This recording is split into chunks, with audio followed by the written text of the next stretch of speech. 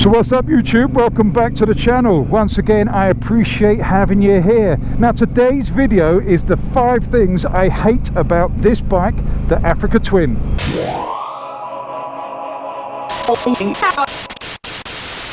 Right, what I must say is this is in no particular order. These are not things I hate in any particular order. To be honest, hate is a very strong word. These are things I do not like about the bike, or I would change about the bike. So these are my personal things, my personal preferences, what I believe should go on the bike or not go on the bike, the oversight sort of thing. Tell me if you agree or disagree. Leave those comments in the comment section below. Number 1. Tank range, the fuel range on this bike. Now I am filling up on average when the light comes on. That's the fuel warning light. Granted, it's still got some left in the tank. I'm not quite sure what the reserve is, but I'm filling this bike up on 160 miles. That's on average 160 miles to a tank. I felt the eyes. My CB500 did 200 miles before the light came on. Yes, granted, that's half the capacity of this bike. However, my gripe isn't at the miles per gallon.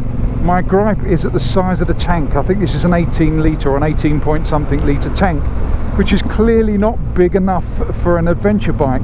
I would expect to see at least 200 miles before the light comes on, not 200 miles at a push. So I believe that's an oversight. It was probably done just so it looks a lot better, and this bike does look good. So it's an oversight that is annoying but livable, I suppose.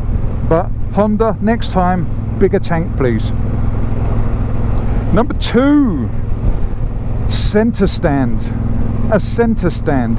Is it that difficult to fit a center stand on a bike as a standard piece of equipment, especially on an adventure bike? This is an adventure bike. We're meant to go around the world on it. We're meant to go touring. We're meant to do all sorts of things, which means we get punctures, which means we do stuff that we need to maintain the bike with. We need to work on the bike.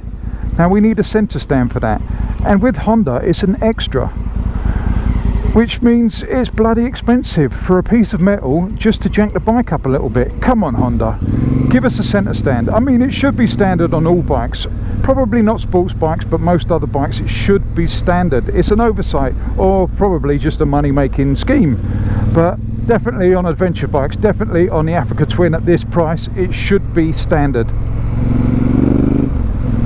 Number 3, and it's kind of related to the center stand scenario, and that is the tyres. Well, not so much the tyres, the wheels tyres combination.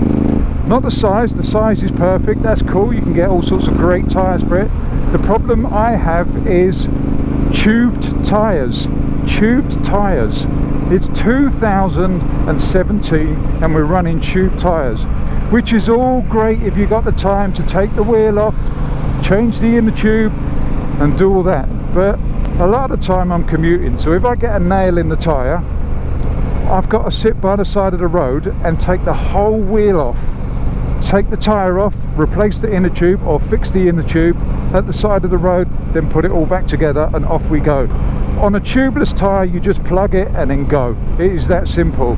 And if you ride around town a lot like myself, you will know the amount of nails you pick up in your tyres as a biker. It's not good.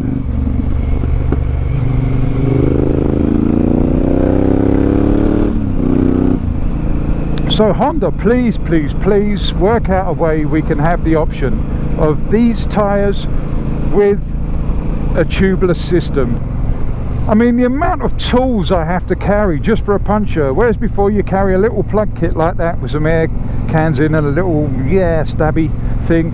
But on this you have to take tyre bars, you have to take rim protectors, your puncture kit, plus 2 inner tubes, one for the front, one for the back, just in case you get a puncture. So you can imagine on a pissing down winter day, trying to do that at the side of the road is going to be so annoying. So please, please, please Honda, work out a system where we can have tubeless tyres please. Number 4, heated grips. Now I've put these heated grips on, they weren't that expensive, about £70. The Honda ones are ridiculously expensive, but again, it's an adventure bike. Why is an adventure bike of this money not coming standard with heated grips? I mean, this is over £10,000 and it doesn't come standard with heated grips. Could you imagine a car not coming with a heater? Yeah, exactly. I mean, this is the only sort of warmth we get. Yeah, we get a little bit of heat off the engine in the winter, but we want to ride all year. And once again, it's an adventure bike. What if we don't want to go to the deserts? What if we don't want to go and ride around California? What if we want to head to the Antarctic and to the icy roads? We want heated grips. And once again, on an adventure bike, Honda, that should be standard. Number 5 on the list is, before I say it, I know a lot of other people have complained about this, a few other Africa Twin owners, and that is the complete and utter lack of cruise control. I know, £10,000 plus and you get no cruise control on a bike that is supposedly going to take you around the world and do long distances. This bike is designed to be sat on all day and do immense miles, yet that is very hard to do without cruise control. It can be done, but it's uncomfortable. It is much nicer with cruise control. So Honda, please stick cruise control on your future Africa Twins for all those poor bastards that are going to buy them in the future and get achy right arms. I mean, I've bought this thing which is temporary, which is like a throttle lock which just sits on the brake lever, and I've also ordered one of those ones that go on the end that you tighten up. But I shouldn't have to be doing that. I want a more sophisticated system, a digital one with resume, plus, minus, a proper cruise control system. You'll get it on a £10,000 car, but you won't get it on a £10,000 bike. Now let me put this into perspective, all the things I've moaned about in that list. When you think of this bike, this is probably the top of the range Honda touring adventure bike. The top of the range. The Cross Tourer is more of a street bike in my mind. This is an adventure bike. This is the top of the range. That is the equivalent of buying a Volkswagen, say, GTI. If this was made by Volkswagen and it was top of the range, it would have heated grips, it would have the centre stand, it would have everything. All the bells and whistles, but no, we have to pay for them extra. The top of the range adventure bike in the Honda range. And it doesn't come with the things that I think it should come with. Stand, heated grips, and tubeless tyres. The tank should be bigger, and there's a few other things as well, little gripes, but this is a top 5, so we won't go into them.